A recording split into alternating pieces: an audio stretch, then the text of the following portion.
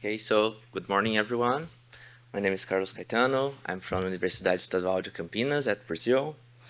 Um, the case here is that multimodal AI systems, they keep growing and growing, and they start to demand more and more data. And basically, the data sets that are used to train such models are web-scraped data sets, which are data sets that has images and text collected from the internet. And one big problem here is that such kind of data set has no explicit consent of the individuals who own the data. And here, one big worry is that related to images with children. So here we have just some motivation. Human Rights Watch, they reviewed one famous data set, web-scraped data set, which is Lion 5B. It has like 5 billion images, and they selected a very small portion of this data set. And by analyzing this small portion, they found a lot of images of children, such as from Brazil and Australia.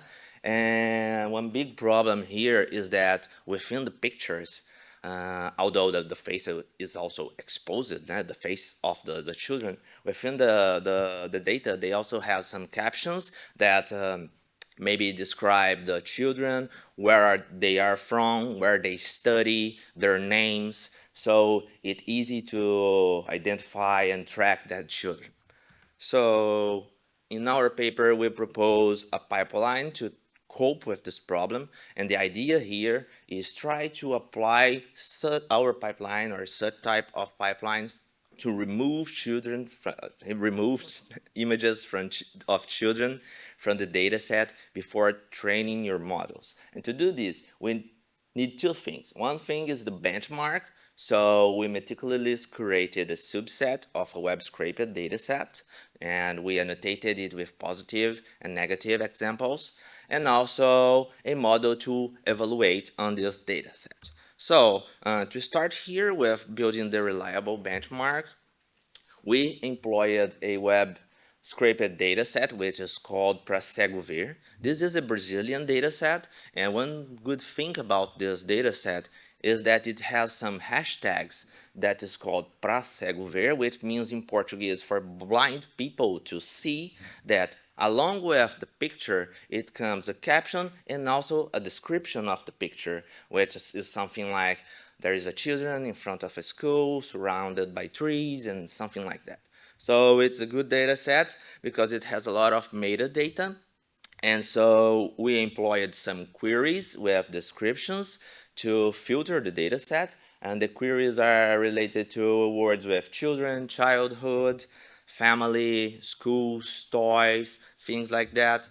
And after applying this query and getting the data, we manually label all these data sets, these subsets, sorry, with positive, which means there is children in this picture, and negative, which there's no children in this picture.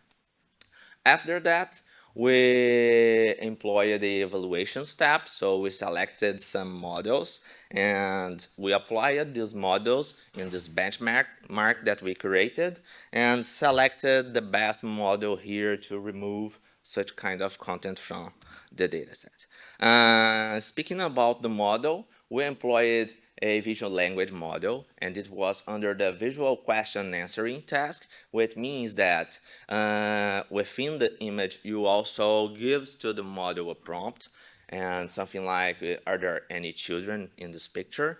And the expected output is an answer if there is or no pictures of children here. And in our case here, we employed the Lava VLM. So about the prompt here, we started with a very basic one, which means like, where are there any children in the data set? However, it yields a very verbose response. And so to make it easier to parse the outputs here, we improved this prompt with, please answer with only yes or no, and just consider images of illustrations that could be used for training and things like that. And also just consider cases where there's no face of the children or the children is facing away, so you cannot track or identify the children. Here are some experiments. We performed many experiments in the paper. However, because of the little time we have here, we brought only the 4 best performing models here. And here we have experiments with the 3 prompts that I mentioned before. And we measured it with 2 main metrics, which is the recall, which means that the higher recall, you removed the maximum number of children images from the data set, and also the false positive rate, which means you want a low false positive rate because you don't want to remove images that can be used to train the model, which means pictures with no children. And our best performing model here was the second line, which is Lava 1.6 Vicuna with 7 billion parameters. And we achieved with prompt number 3, 99% of recall. And here we prioritize this metric because the main focus here is to remove children from the data set. So we have a higher false positive rate here in this case, but we prioritize here that images of children removed from data sets are more important than having more data for training. So here is a deep analysis on this Prasego-Ver subset. We have some false positive and false negative cases here. So the false positives are basically cases in which there are no children. However, there are something that resembles to children, something like toys. So we have here a woman holding the toys, the dolls, and also cases in which you have a very crowded situation, so you cannot identify if there is or there's not children there. And also we have some false negative cases here, which is related to what we call a gray area. And the gray area is teenagers, because we adopt the United Nations definition of children, which means anyone under 18. So teenagers were treated here as children too. So we selected the best performing model and we applied it to the all Prasego-Ver dataset. Now the dataset is not manual annotated, so we just analyze how many data he removed from the dataset, and it considered it to have something around 15% of data was related to children images. We also employed experiments with another dataset, which is the Open Images V7 dataset. It has almost 2 billion images, and we selected a subset here of 100,000 images to run our experiments. And we saw that we achieved a very low recall here when we compared to the Prasego-Ver subset, something around 71% of recall.